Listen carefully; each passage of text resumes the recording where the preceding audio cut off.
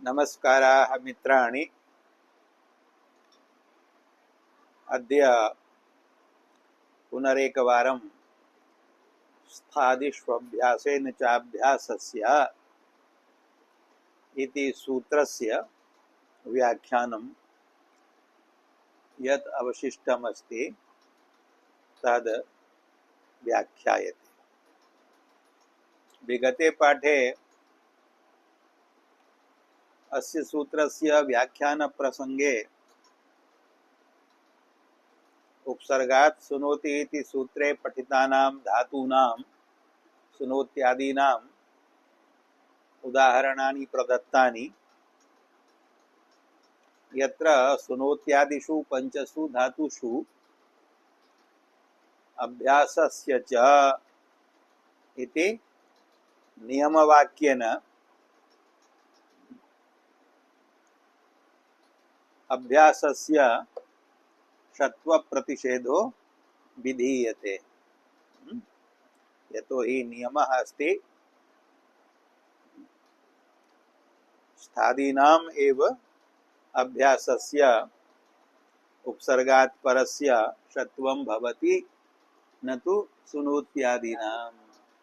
अतः सुनोतेः, सुवतेः, स्यतेः एतेषां त्रयाणां धातूनाम् अभ्यासस्य षत्वं निवार्यते अनेन नियमेन। उपसर्गात् सुनोति इति सूत्रेण प्राप्तं यत् षत्वं तत् अनेन नियमेन निषिध्यते। अतः अभिसुषाव इति रूपं भवति। अभ्यासे दन्त्यः सकारः, अभ्यासात् परस्य सकारस्य आदेश प्रत्यययोः इत्यनेन भवति षत्वम्। अतः सुनोतेः अपि सुवतेः अपि द्वयोः धात्वोः लिटि अभिसुषाव इति रूपं भवति। स्यतेः अभिससौ इति भवति। तत्रापि अभ्यासस्य षत्वनिषेधः नियमवाक्येन क्रियते। अभ्यासात् परस्य तु आदेशप्रत्यययोः इत्यनेनापि षत्वं न प्राप्तम्। इणः परत्वाभावात् उपसर्गात् सुनोति इत्यनेनापि न भवति। मध्ये स इति अभ्यासस्य व्यवधानात्। स्थादिष्वभ्यासेन चाभ्यासस्य इति सूत्रेण तु अभ्यास व्यवधाने अपि षत्वं भवति स्थादिषु धातुषु न तु स्थातः प्राग्वर्तिषु। अग्रे स्तु धातोः स्तोभतेश्च लिटि अभ्यासे सकार एव नास्ति। अतः तत्र अभ्यासस्य षत्वप्रसंगः नास्ति। अतएव तन्निषेधोऽपि न भवति। तदनन्तरं स्थादयः सन्ति, तेषु स्थादिषु अभ्यासस्यापि षत्वं भवति, अभ्यासात् परस्यापि भवति। तेषां सर्वेषाम् उदाहरणानि विगते पाठे अस्माभिः प्रदत्तानि। पुनः आवृत्तिः कर्तुम् आवश्यकता न प्रतीयते। अग्रे ये धातवः सन्ति सदिरप्रतेः इति सूत्रोक्तः सदिः धातुः तत्र लिटि रूपं भवति ससाद। तत्र अभि इति उपसर्गयोगे अभि ससाद इत्यत्र स इति यः अभ्यासः तद् व्यवधानेपि अभि इति उपसर्गस्थात् निमित्तात् इणः इकारात् परस्य उत्तरखण्डस्य सकारस्य षत्वं स्थादिष्वभ्यासेन चाभ्यासस्य इति सूत्रेण प्राप्तम्, किन्तु भवति न। कुतो न भवति? यतो हि अग्रे निषेधसूत्रम् अस्ति सदेः परस्य लिटि। अनेन सूत्रेण सदधातोः अभ्यासात् परस्य सकारस्य लिटि लकारे इदं ध्यातव्यं केवलं लिटि लकारे अभ्यासात् परस्य सकारस्य षत्व निषेधः क्रियते।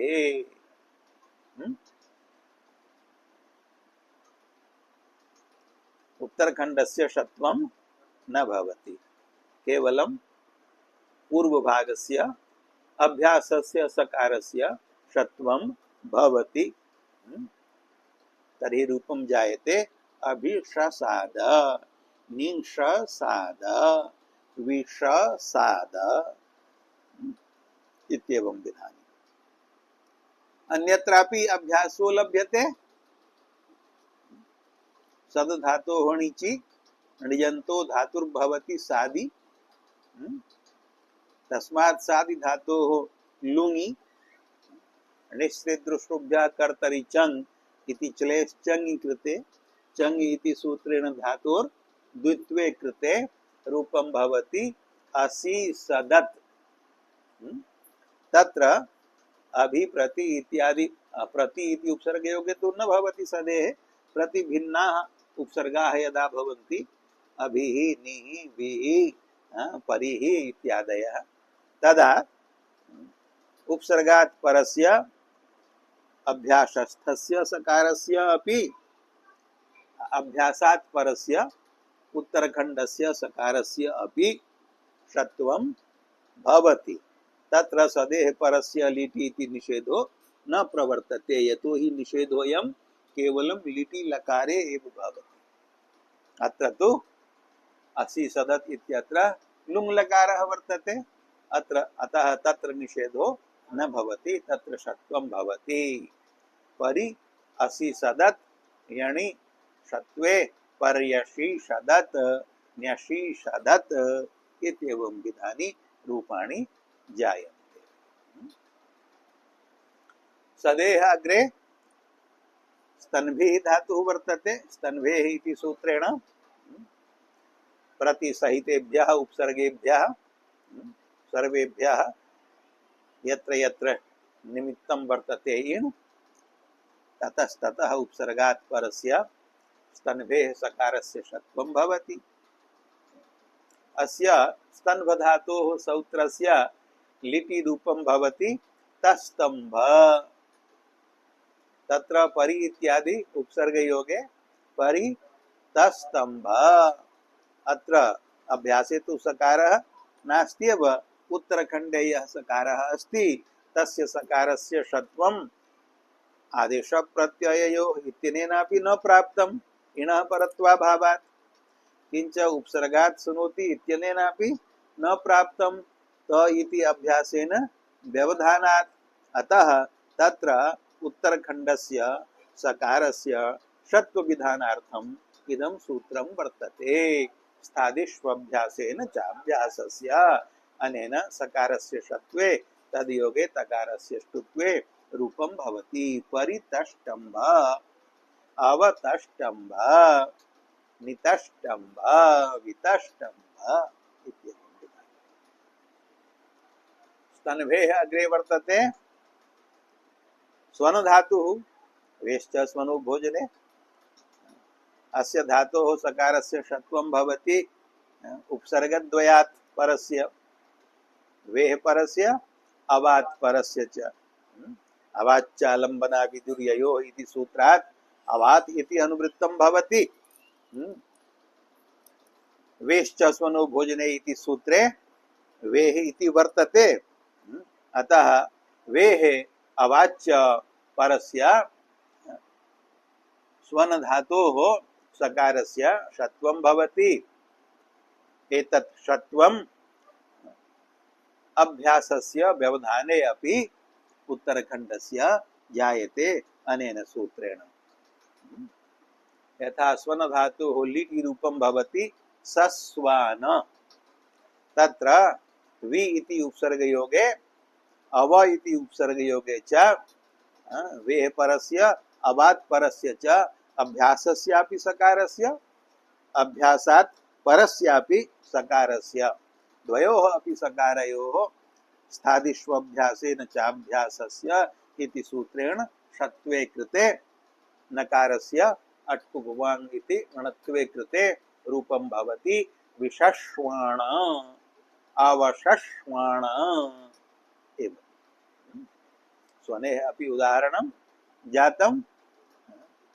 तदनन्तरं वर्तते सेव धातुः परिनिबिभ्य सेव सित सित शब्दात् प्राक् सेव धातुः वर्तते।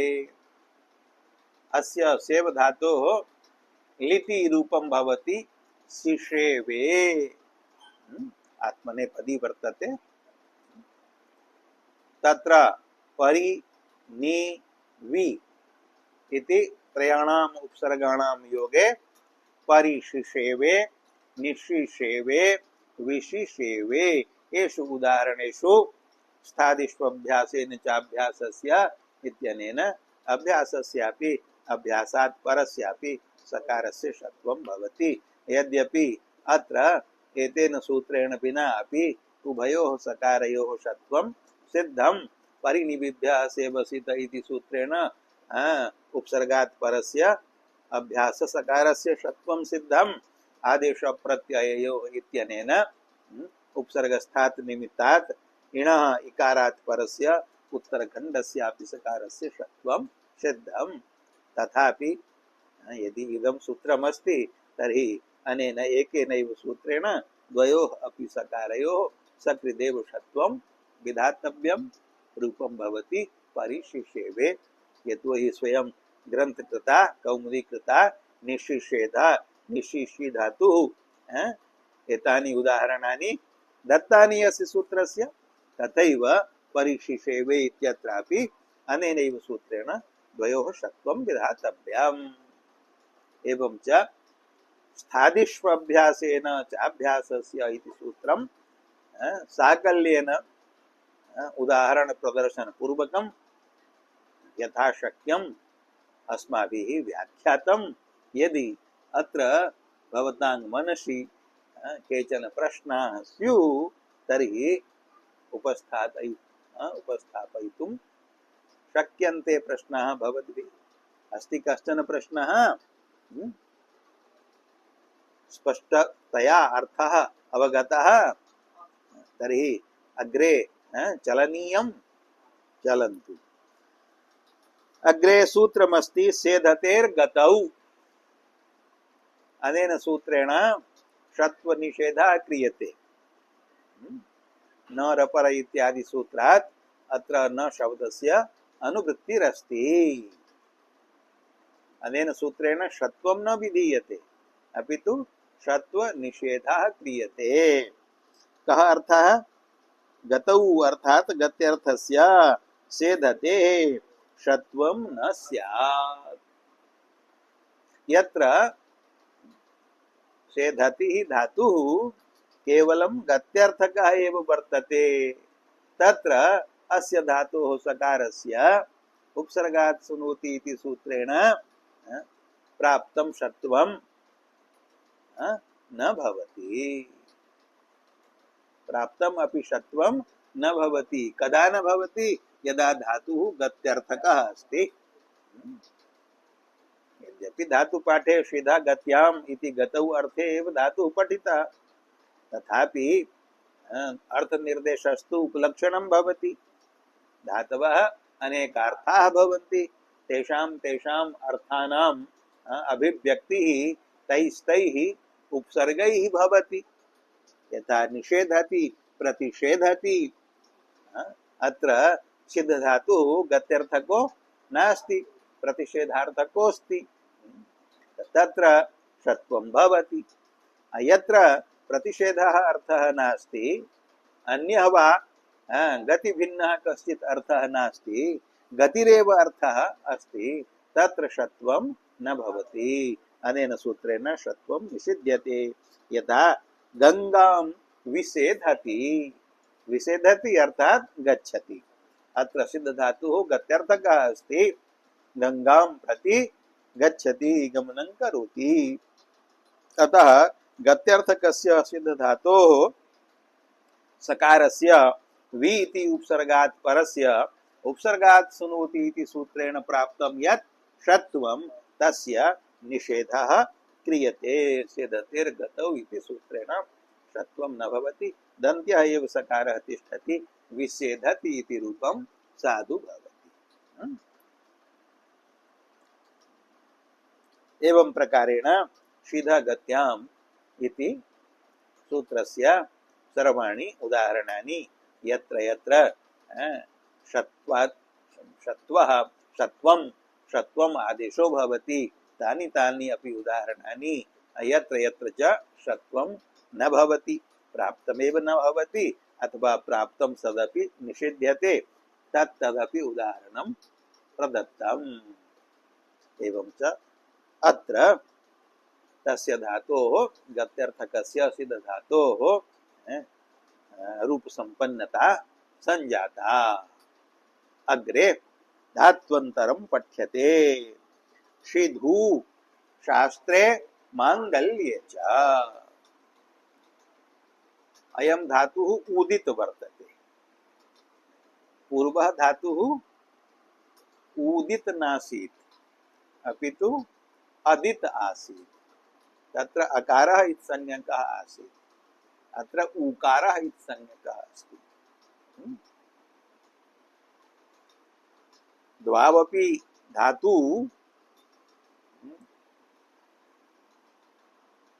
सेटौ एव स्तः। सिद्ध धातुः यः शन विकरणः दैवादिकः सिद्ध संग्राद्धौ सः अस्ति अनिट् अनिट् कारिकायां पठितः सिद्ध्यति साधि सिद्ध्यति। सिद्ध्य इति पाठेन यः शन विकरणः सः अनिट् अस्ति। अयं शप विकरणः अस्ति भौवादिकः। एतौ द्वौ अपि शप विकरणौ अतएव सेटौ स्तः। परन्तु अत्र द्वयोः धातुओः भेदः अयं वर्तते यत् पूर्वः धातुः अदित अस्ति स तु सर्वत्र सेट् भवति परन्तु अयं षिधु धातुः उदित वर्तते। अस्य उदित्वस्य फलम् इदं यत् अस्मात् धातोः परे सर्वेपि बलाद्यार्थ धातुकाः प्रत्ययाः वेट्काः भवन्ति। उदितां धातूनां इति विकल्पो भवति। तत् सूत्रम् इदानीम् एव व्याख्यास्यते। अग्रे सूत्रमस्ति। इट् प्रसंगं विहाय अन्यानि सर्वाणि रूपाणि अनयोः धातुओः सर्वत्र समानानि एव भवन्ति। लटि तु इतः प्रसंगो नास्ति अतः लटि यानि रूपाणि षिधगत्याम् इत्यस्य तान्येव रूपाणि अस्यापि षिधु शास्त्रे मांगल्ये च। शास्त्रं नाम शासनं मांगल्यं मंगलकर्म मंगलक्रिया। अतः शंका न विधेया यत् शास्त्रं तु क्रिया नास्ति शास्त्रं तु ग्रन्थः अस्ति वाक्यसंघात रूपः। तस्मिन् अर्थे कथम अयं धातुः वर्तते धातुः अर्थस्तु क्रिया भवति। अतः उक्तं शास्त्रं शासनं। ग्रंथकृता स्वयमेव शंका समाहिता यत् अत्र शास्त्रं वाक्यसंघात रूपः ग्रंथो नास्ति अत्र शास्त्र शब्दस्य अर्थः अस्ति शासनक्रिया।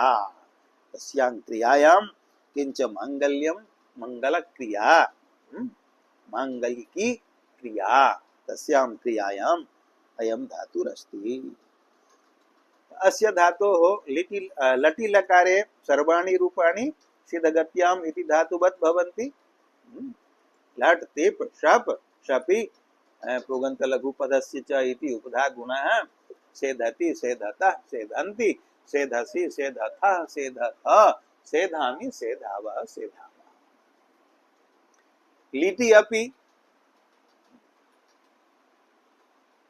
एकं रूपं तु तथैव भवति यथा सिद्धगत्याम् इत्यस्य किन्तु बलाद्यार्धातुकस्य इड् विकल्प कारणात् तत्र रूपद्वयं भवति, द्वितीयम् अपि रूपं तत्र भवति। एकं रूपं तु तादृशम् एव। शिषेधा शिशि धातुः शिशिधुः, शिषेधिथा शिशि धातुः शिशिधा, शिषेधा शिशिधिवा शिशिधिमा। सर्वत्र अभ्यास्ये यः इण् इकारः तस्मात् परस्य उत्तरखण्डस्य धातुः सकारस्य आदेश प्रत्यययोः इत्यनेन षत्वं भवति। एकं रूपं तु सिद्धम्। अत्र ये वलाद्यार्थ धातुकाः प्रत्ययाः सन्ति, के सन्ति? लिटि सिपः आदेशः थल्, वस् मसोः आदेशौ वमौ।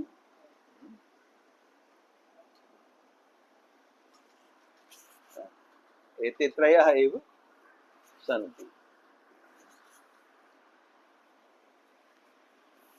तस्य तु अह आदेशो भवति।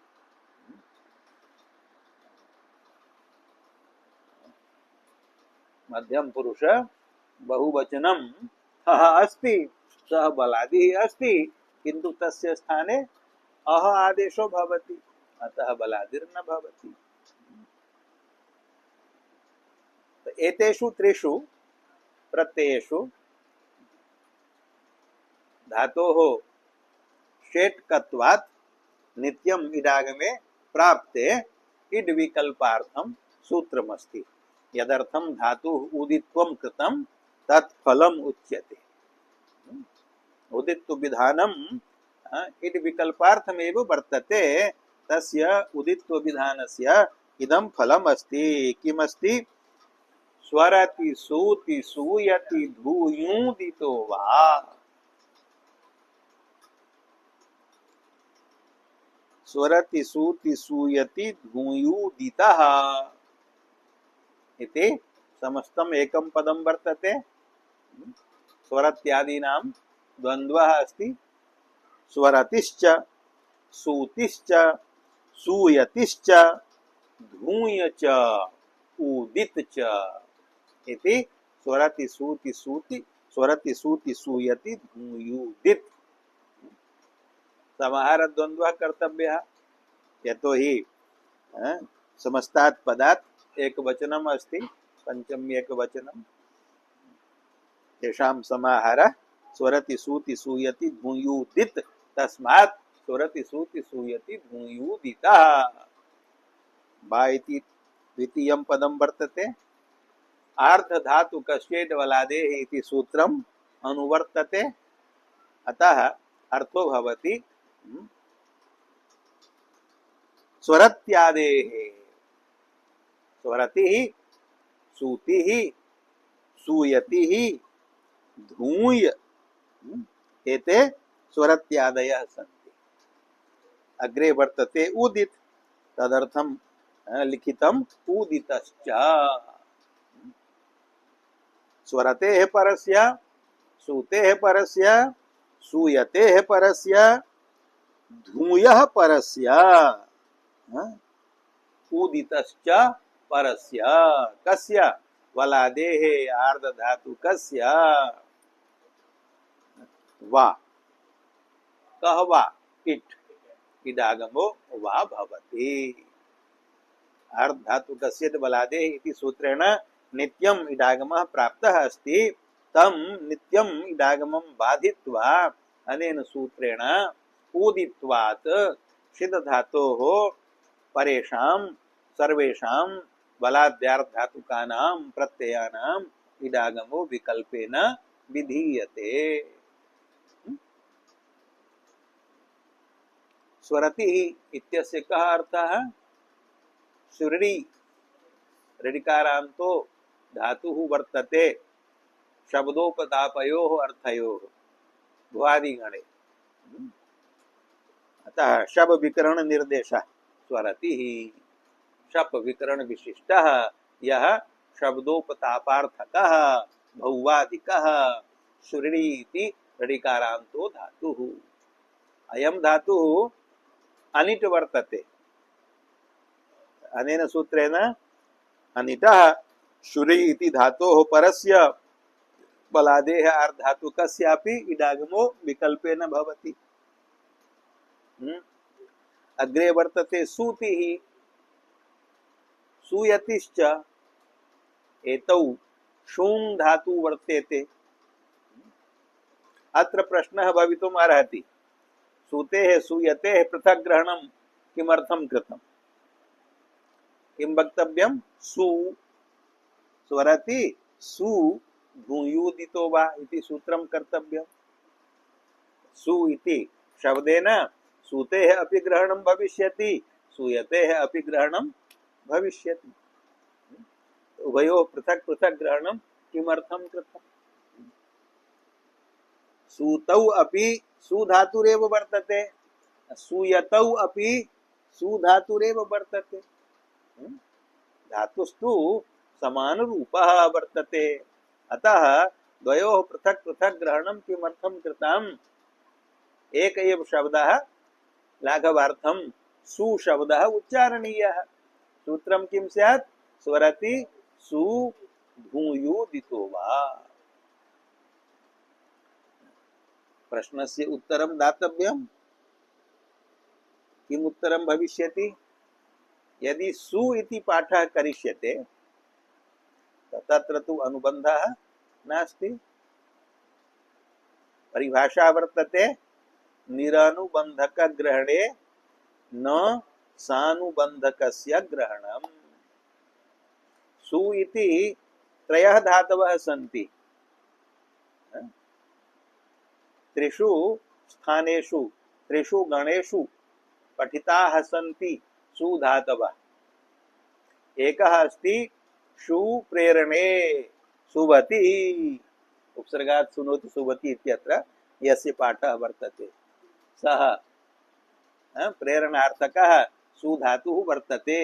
तस्मिन् गणे तुदादि गणे सः श विकरणः अस्ति, परस्मैपदी अस्ति सुभति। एकः अस्ति तौदादिकः श विकरणः सु धातुः, सः निरनुबन्धकः अस्ति। अपरः अस्ति शूं प्राणिगर्भ विमोचने अदादौ लुग् विकरणः। अन्यः अस्ति शूं प्राणिप्रसवे दिवादौ शन विकरणः। तो यदि सूत्रे सु इति पाठः करिष्यते तदा कस्य ग्रहणं भविष्यति? तौदादिकस्य निरनुबन्धकस्य प्रेरणार्थकस्य सु धातुः सुबतेः, न तु सूतेः नापि सूयते। यतो हि एतौ द्वौ सानुबन्धकौ स्तः। शूं अदादौ अपि शूं वर्तते, दिवादौ अपि शूं वर्तते। निरनुबन्धक पाठे निरनुबन्धकस्यैव ग्रहणं भवति, सानुबन्धकस्य ग्रहणं न भवति। अतः यदि सु इत्येव पठ्येत तदा तौदादिकस्यैव ग्रहणं स्यात्, न तु आदादिक दैवादिकयोः। अनिष्टापत्तिः स्यात्। यस्य ग्रहणं नेष्टं तस्य ग्रहणं भवेत्, अययोर् ग्रहणम् इष्टं तयोरेव ग्रहणं न स्यात्। वैपरीत्यम् आगच्छेत्। अतः तद्वारणार्थं सु इति अनुक्त्वा सूति सूयति इति ग्रहणं कृतम्। अत्र पुनरपि प्रश्नः भवितुम् अर्हति। भवतु नाम तौदादिकस्य सुबतेः व्यावृत्त्यर्थं सानुबन्धकः शूं इति पठ्यताम्। शूं अदादौ अपि वर्तते, दिवादौ अपि वर्तते। तो शूं इति पाठेन द्वयोर्ग्रहणं भविष्यति, आदादिकस्यापि दैवादिकस्यापि। अतः पुनः सूतेः सूयतेश्च पृथक् पृथक् ग्रहणं किमर्थम्? किं सूत्रं कर्तव्यं? स्वरति शूं भूयुदितो वा। यथा भूय इत्यत्र सानुबन्धकः पठितः तथैव शूं इति सानुबन्धकः पठनीयः, तेन निरनुबन्धकस्य ग्रहणं न भविष्यति। तदा अस्य प्रश्नस्य किम् उत्तरं भविष्यति? लुग् विकरणयो रलुग् विकरणस्यैव इत्येषापि परिभाषा वर्तते।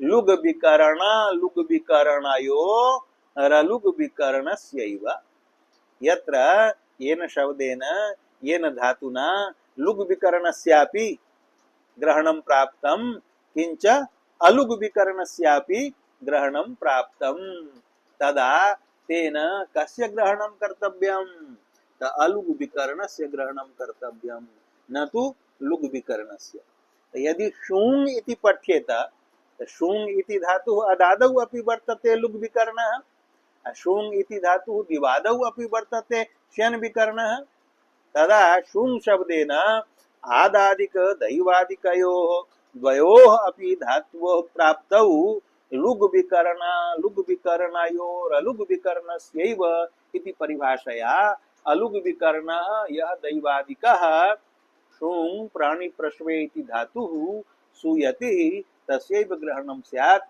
आदादिकस्य ग्रहणं न स्यात् अतः आदादिकस्यापि ग्रहणार्थं सूति इति पृथक् पाठः दैवादिकस्यापि ग्रहणार्थं सूयति इति पृथक् पाठः कृतः सूति सूयति अनयोः शब्दयोः पृथक् पृथक् पाठे फलं प्रदर्शितम् इदानीं धूय इति शब्देन के धातवः अत्र गृह्यन्ते यतोहि भूधातवः अनेके सन्ति अनेकेषु गणेषु पठिताः धातवः सन्ति तत्र कस्य कस्य धातोः अत्र ग्रहणम् अस्ति कस्य वा नास्ति इति विचारः अग्रिमे पाठे करिष्यते अद्य अत्रैव पाठः तिष्ठतु ओम शांति शांति शांति।